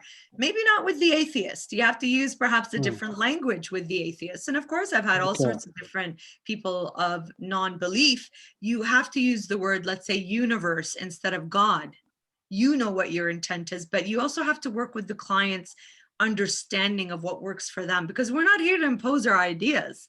In the therapeutic process, it's about them. right? And you're working with Yes. their understanding, their logic, and even if it's at odd with your own, just like a medical doctor who would treat clients that are completely of different backgrounds that, let's say, are even at odds with their religion and their lifestyle, perhaps, if you understand what I'm saying. So we're not there to judge their lifestyles and how they behave and what their thoughts are. We're here to support with the struggle that they're in without imposing our beliefs, whether you're Muslim or not. This goes standard in our code of ethics that we have in our registered school, where there's a regulatory body for practitioners. You can't do that because you're ethically crossing boundaries. That doesn't work. But absolutely, if you have a willing client in front of you who connects with these ideas, whether they're Muslim or not, they're very powerful to use. Okay, what about in Shiite tradition, you have a very strong studies of theodicy, like Mullah Sadras, and how useful are they in your work? Well, first of all, I haven't studied them in depth, right? So I wouldn't be able to use them that way. I will use what I've studied. For example, what we see with Mullah Kashani's reworking of Imam Ghazali's model. I use that in my therapy with my clients. So that's very useful. But in general, depending what you study, depending again what your background is, and as a psychotherapist, we're continuously in training, meaning we're not the know-it-all. Nobody is, right? We're continuously getting training. I just recently finished a round of training in dialectical behavioral therapy, and now I'm going to be applying it in groups that we're doing. Next year, hopefully some other kind of training, interpersonal training, cognitive behavioral training. We're constantly getting different trainings that we can apply in our therapy. And so I would say, for example, my personal learning that I have done over the last 2 years, which I've applied in my work, is through the course that I've taken for the 40 hadiths at the Jafari Online Institute here in Canada. And this is for my own personal knowledge and development. But I found so much of it was so psychologically based from that book that it was very similar to the research that I had first started years ago, that I would take concepts, especially when we're talking about the nafs, especially when we're talking about takabbur and ghira and all of these aspects of that are very similar to the narcissistic personality, which I've studied. And unfortunately, I have a lot of clients that come from abusive situations, especially from narcissists. So this personal learning that I have done through this course has helped me a lot to look at people in a very different way. Because if you remember, a lot of the parts the Imam Khomeini talks about in the 40 hadiths really looks at the different parts of the self, about the takabbur and ujub and all of these words, which I don't remember at the top of my head right now. But you see how it's related to the narcissist personality, right? And how they're full of themselves, how they portray themselves. And so from a psychological perspective in this aspect, they're very closely linked. And I find it very useful to apply when understanding the people that come to you with the people that they deal with. Thank you very much. We have another question from Mujtaba Musavi. Please go ahead. Assalamu alaikum. Wa alaikum assalam. Thank you for the presentation. It was really good. Blessing. So yeah, my question was, so the role of a Muslim counselor sort of reminds me of how they describe spiritual guides and scholars who kind of help students achieve sort of a higher degree of faith, except you're operating on, from what I understand, like a lower level, as in people who are trying to get that initial foot in the door, so to speak. So do you think that like Muslim counselors are required to have attained a certain degree of spirituality for themselves, or like what level of education would you say is necessary to go down that route and sort of be qualified to be a Muslim counselor or Muslim psychoanalyst or something like that? That's a great question, brother. Thank you for bringing that up. And I think the way to answer this is explicitly why this presentation, or rather the research I did for this topic, is because there's a lack of it. So right now, there isn't a regulatory body per se for Muslim counselors or Muslims who are practitioners that use Islamic concepts. We don't have a regulatory body for that. There's the general regulatory bodies, just like you have for doctors or lawyers, for at least I know here in Canada and in my province, like I'm part of the College of Registered Psychotherapists of Ontario. I'm not allowed to call myself an RP if I'm not part of this college of a regulatory body that monitors us, make sure every year we're up to par with our training, with our accountability, with our hours, our supervision, et cetera, right? So here as a RP, I'm good to go. Now, other people who call themselves, let's say, spiritual guides, let's not get into life coaches. That's a whole other discussion on its own. I have written an article about that. I've got some issues around that, because there's not proper training put into it, right? I mean, I've seen over the years, mashallah, lots of associations, okay? Lots of groups where they are Muslim therapists, but they're not a regulatory body, where there's an accountability to the public, the safety of the client. It's the same model that's used for the school of, for the surgeons and physicians that we have, right? So of course, if you remembered earlier, I kept stressing on the fact that in order to treat a Muslim client, somebody should have some kind of basic cultural counseling and awareness of basic Islamic counseling theories. By the way, this presentation I did today was selected to be presented as from across Canada, a conference that we had for colleges and universities for support services across Canada. And this was selected to be presented there, where I had a group of non-Muslim counselors and therapists who were learning this, like I mentioned earlier, right? And so these counselors now will take this information and apply it with their counselors, with their clients. So they don't necessarily have an Islamic background per se, but they have the basic knowledge so that they can support and, you know, provide strategies and referrals for their clients, right? So that's one thing. So I hope I answered that part. To fully answer your question now, we need to look at it from another perspective. Once we develop regulatory bodies where we have people who have this regulatory board of giving out, like they did to us with our qualifications, in the sense that, yes, you are a counselor that is qualified to be a therapist that gives Islamic therapy, so to speak, or Muslim therapy, then that's a whole other thing, which I don't know if will happen down the road, right? Because you've got your general, which is what we have, and then you've got your specific here. Is there going to be a regulatory body that says you must attain an Islamic as well as a psychology counseling degree in order to call yourself that? I don't know. Maybe that's a good idea. Maybe that's something we can work on in the future, because right now what we're seeing is people loosely calling themselves all sorts of experts without actually having qualifications, which is why when I present myself, I always make sure, because I've been mistaken as an Islamic scholar before, and I'm like, no, I am not an Islamic scholar. Although I did my graduate studies in Islamic counseling and psychology, I am not an Islamic scholar. I do not have the traditional Hausa training or the training that you have at the Islamic College, for example, right? So it's very careful how you present yourself with your qualifications out there, because it can easily be misunderstood. And we know how a lot of people actually allow their qualifications to be misunderstood because there's ujub in themselves, right? There's takabbur. They want to be known as a speaker or a lecturer or a scholar or whatever it is. They don't have the actual qualifications.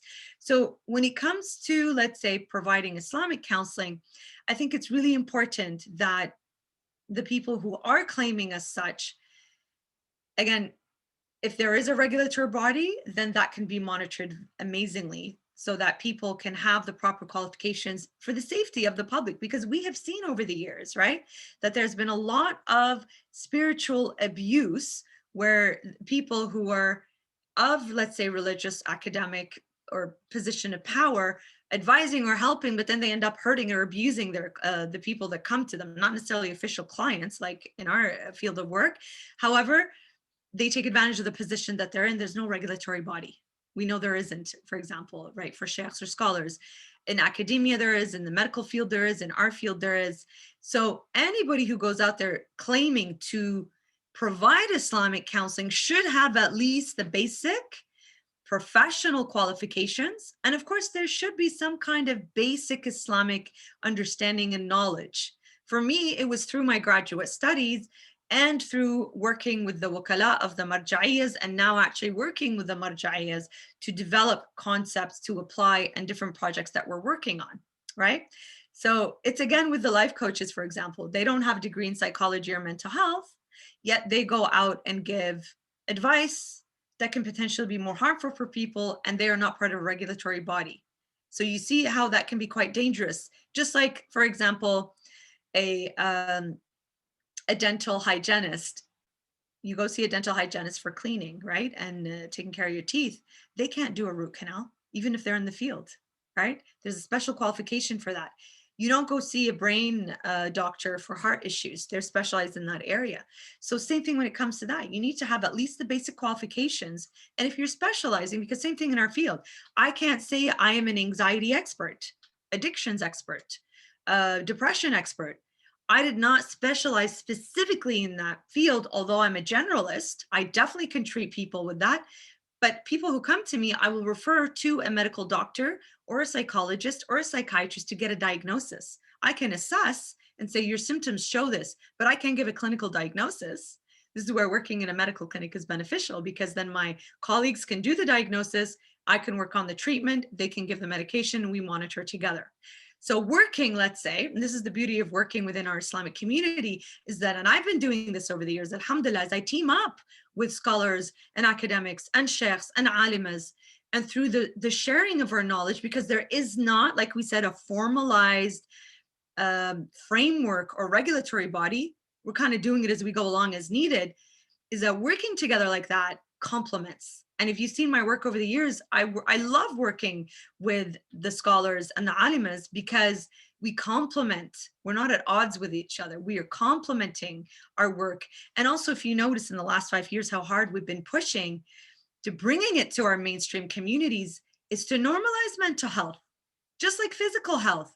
And from an Islamic perspective, like we said earlier, to the point where we're seeing it now in our mosques, in our centers, where people are openly talking about it. They're developing programs, they're working with different people. And I love seeing the flourishing of all these different programs, whether it's the APSOCs, the universities, the different youth groups at the different centers. They've taken it all on now. Now, moving forward to finally finalize your question, brother, definitely we need a regulatory body later on, if anybody officially calls themselves that, because we're not allowed to call ourselves psychotherapists unless we're registered and we are properly regulated. Down the road, it definitely would be worth doing something like that, because now anybody can call themselves some kind of spiritual guide, Islamic this or that, and having a regulatory body can protect the public. And it's not about that person growing themselves and the life coach or the therapist or whomever just putting themselves out there for the sake of fulfilling their ego. This is a liability. You have somebody else's lives in your hands. When somebody comes suicidal to you, you better have the proper training and skills and expertise to help this person. Otherwise, they could do some damage to themselves. Well, thank you very much for a very comprehensive answer to Mojtaba Musavi's excellent question.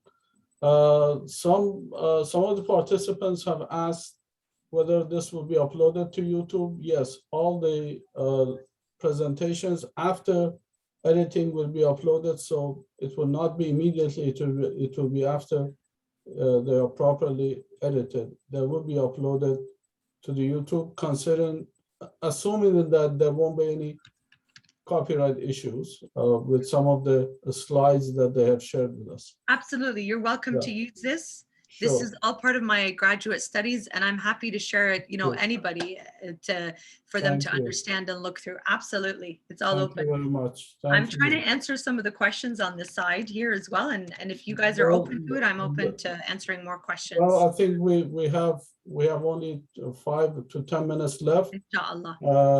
One of the sisters has asked, Sister Sunnah has asked, okay, is it the proposed Islamic model, is it only valid for mild to moderate psychological conditions and not too extreme? So that's the Absolutely. question. Excellent question. Ahsantum. So I would say it's tricky to answer this question very simply for it. Let me answer it this way. So as we know, there are basic mental health issues that that we can treat and take a look at. But then when it becomes more complicated and more complex, you need specialists in the area, right? So same thing here. We can take this as a basis to start assessing and looking at some of the challenges our Muslim clients are experiencing. But there are some things that I can't even work with or treat with my own Muslim student population that I would have to refer to an expert or a specialized person in the field. So I would say this is a great basis to start off with. And inshallah, you know, if you have a client that has more severe trauma, has more complex mental health issues or psychotic issues, then definitely they need to be referred to specialists in different fields. Thank you very much. The last question is from Shujat Zaidi. He has asked, have you experienced any pushback or hostility to the use of Quran and Salah as therapeutic techniques in secular society? Again, it depends on the clients, right? It truly depends on the clients. I've had some people joke around, oh, you know, she's putting her terrorist ideas to her clients, which I just dismissed. It's a ridiculous comment, of course. So, you know, these types of questions, these types of comments, I don't let them get to me at all, because in the end, it's the Islamophobic ideas I think all of us Muslims experience, right? So I haven't gotten pushbacks. And again, this truly depends on the person in front of me. When I do my workshops, my trainings, my conferences, most of the time, 99% of the time, I'm dealing with a Muslim audience who's very open to taking to this, right? When I did this presentation a while back to a non-Muslim audience, they were very receptive. Because here in Canada, alhamdulillah, for the most part, although we've had some recent incidences that showed a lot of ugly racist and Islamophobic and colonialist type of hatred towards people of the indigenous land and people of Muslim background, for the most part, it's very diverse and open and very willing to learn and help people of different backgrounds.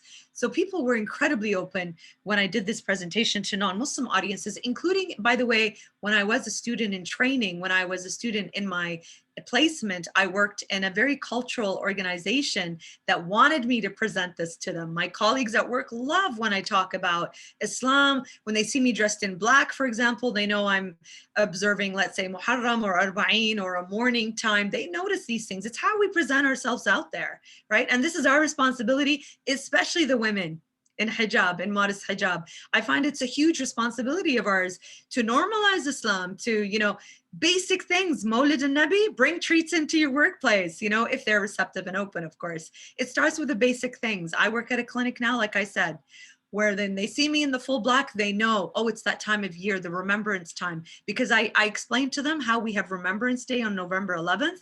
I explain it to the same concept, but from the universal who is Hussain type, people are very approachable and they love these ideas. So when it comes to therapy as well, they love it. I've done TV documentaries, even on the radio here locally. People are very open to it. They love what we have to offer, especially when it's ideas that they can connect with at a universal, at a, you know, humankind, humanitarian level. We have a question from one of our colleagues, Sister Fatima Muraj. Please go ahead. Assalamu alaikum, Sister Baraka. Wa alaikum assalam. It's good to seeing you on screen. I met you a few years back in Camp UK, and it's finally good to see you coming on Islamic College and speaking. Yeah, honor. It was our honor actually to seeing you, and thank you for providing this such a a different sort of way of how to communicate, and especially with the mental illness. And because of this COVID, this thing has happened. My question to you, and I agree with the question that was asked before, that, you know, we need some sort of a basic training. I wanted to ask is, sometimes we have come across with the students who are so like, how do I say, pile up with their own issues that sometimes it's very hard for them to open up to us, and it's very difficult for us to tell them that you please come and speak to us, but yet they have got this pile up thing and they don't want to say, and yet we don't have any sort of a basic training to how to go forward. So to start, do you actually provide some sort of like coaching for us as if we were to join, or if we were asking you? So would you be able to do something like that? Are you able to offer something like that? And how do we approach these type of situations? Okay. I hope this is... Excellent question, Sister Fatima. And bless you. Thank you for your encouragement and support. And I hope to see you in Camp UK and in London again soon in England. I miss coming. I call, although I'm originally from Iraq and Karbala, and I've Sorry. I was just saying, although I am originally from Iraq, Karbala, and I've made a home here in Canada, I consider England my second home is because I actually grew up there, right? So it'd be good, inshallah, to reconnect. And during the pandemic, I've missed coming. So inshallah soon. Excellent question. Do I provide training for this?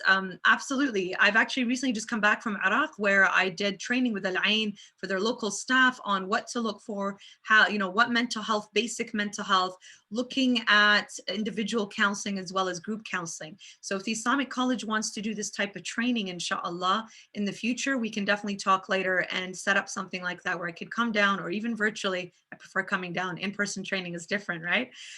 Where we can do like several day training in terms of basic mental health. And I've done that for staff at Islamic schools, Arabic speaking schools, training for the staff, the teachers. And, you know, I hope one day to do with the marja'iyya, because we have that in our Sunni communities, mashallah, because they're way far ahead than we are when it comes to mental health in their development, mashallah, on training scholars, right? Having mental health training for scholars. There's also, by the way, in our communities now, and this is developed over the last 10, 15 years, general community as well as within our Muslim, it's called mental health first aid. I don't know if you've heard of that. You have that in London, absolutely. You have trainers from Muslim backgrounds as well who have this certification. So this is one thing that you can source locally. It is expensive. I'm a much cheaper option. That didn't sound right, but because I don't charge for my work, I love doing this for people, but it's similar. I've seen their training. It's very similar to what I've been doing for years now. I come into communities and I do a 3-part training. And this, you guys just saw part 2, by the way. This was part 2 of my 3-part series that I do. So we can do that type of training. Absolutely. We can customize to what you're looking for. Part 2 of your question is, what do we look for? I can't answer that to you right now, but I do know, and I do have friends who are in the college, and I know people who are, they're students, like the students that I see here, they're struggling with mental health. They are absolutely struggling with mental health issues, which impact their ability to concentrate, do well in school. Life gets in the way, and they're not able to do well in their studies. Remember how we said earlier, sometimes Muslim students or clients, they may not feel comfortable going to a non-Muslim because they don't get the issue. Sometimes they're not comfortable going to a Muslim professional because they're afraid of what's going to be happening, like judgment wise. So they would prefer to go to non-Muslims. So if you approach somebody who, let's say, it's not doing well academically, you notice spiritually they're not themselves, so socially they're not interacting, they're not doing well in school, absolutely reach out to them with compassion, non-judgmental attitude. I'm here for you to support you. If you can't talk to me, I can refer you to somebody. You're more than welcome to refer to me, but just to put it out there, I don't do private practice. I work full-time at the university. I don't have time to do for private practice, but every day people ask me. I have a list of professionals, Muslim Shias, who I trust, that I refer people to if you do need a counselor, and as well as locally in England, as well as in the States and Canada. So anybody who has any issues, absolutely reach out to me through my social media. I have an email. I'm better through social media on Instagram than I am through email when it comes to people reaching out for support. And then I can give you my list of referrals. You've got also the, what is it called? The Muslim Youth Helpline, which is on the phone. It is anonymous. You can absolutely use that in the UK and Europe. In North America, we have the Muslim Nasiha, which is also a free crisis line that you can use with somebody of Muslim background who's knowledgeable. So part 1, absolutely. Let's talk about doing training for the staff and the students at the college, inshallah. Part B, reach out to me. I'll refer you to supports and we'll take it from there. Thank you, sister. The part of the reason I'm asking you this question is because when you mentioned, it's so true that there are people. Sister Murad, we're out of time, Sister Murad. Let's discuss. Okay. It's okay. It's okay, doctor. Let her ask the question because it's all part of the first one. Sorry. Let me add one thing, Sister Murad. We have already discussed this thing. We are working on a short course actually. Basically, we are going to compile a short course. No problem. The Barek and Dr. Can somebody please put the mute on? Somebody. It's okay, I'm don't sorry, worry. I'll You can message me after, sister. We'll talk after. no problem. Thank you so much, sister. Thank you. No problem. Assalamu alaikum to everyone. This is almost the end part of the program. Thank you all for taking part. At the end, I would like to bring your attention to two of the books that I introduced as head of the library. Two of the books that were mentioned by Sister Barek are in the chat section. One of them is a link to Mafatih al-Janan, which is translated by Mr. Ali Gholi Gharai, and as well as the translation of Psalms of Islam. I would like to thank all the participants for having taken part in this lively discussion. I think, sister, go ahead, sister. Would you like to talk? Okay. As a librarian, I think you'd be fascinated by some books I'll quickly introduce here as well. Now, Sure. I just have to put it out there. They're from our Sunni brothers and sisters. However, they're amazing, great books. As you can see here, this one is called Counseling Muslims by Dr. Samira Ahmed and Mona Amr. This is an excellent book. As you can see, I've used it quite a bit. Excellent book as an introduction. Sure.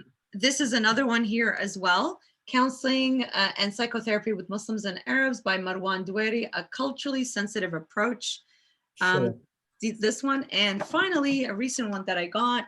Again, these are all from our Sunni brothers and sisters. I'm working, inshallah, on a book, inshallah, soon. And this is also another great book, Islam and Mental Health, Beliefs, Research, and Applications. This is a short little book. Sure. These are also great books if you want to learn more. Again, Sure. from a different perspective, but they're great because there's a lot of research involved in there as well, Yeah. and practical applications. Yeah, one of our graduates, Abbas Laka, Ghulam Abbas Laka, has been involved in the research in the psychological field, and I'm probably well, I would like to introduce you to his work if you can Google his name. I would love that. I would Yes, love that, Ghulam inshallah. Abbas Laka is one of our graduates. He got his MA from our college. Thank you all for coming. First of all, thank you, Sister Barek, My Hussain, pleasure. for My your pleasure. Bless excellent presentation. you. And Inshallah. thank you all for taking part, those who took part, those who asked questions, even those who were involved in some unrelated chat in the chat section, despite our previous, let's say, pleas to all the brothers and sisters to avoid these unrelated chats. That's fine. Inshallah, tomorrow we'll be with you at the same time. The lecturer tomorrow is Dr. Isa Jahangir, who is the chancellor or the principal of the Islamic College.